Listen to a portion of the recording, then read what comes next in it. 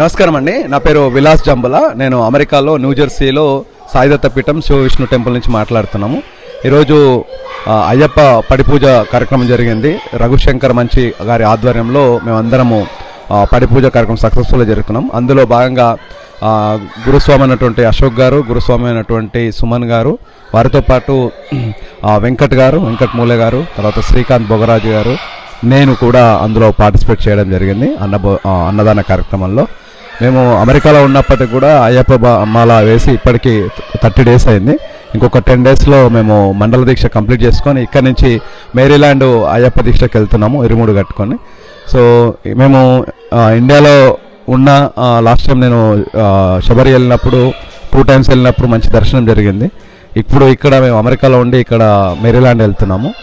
అయ్యప్పని నమ్మిన వాళ్ళు, నియమనిష్టలు, కఠినమైనటువంటి దీక్ష పాటించిన వాళ్ళకి అందరికీ మంచి జరుగుతుంది. అందులో అందరూ ఉండాలి, అదేవిధంగా ప్రజలందరూ క్షేమంగా ఉండాలని సర్వే జన సుఖినో భవంతు.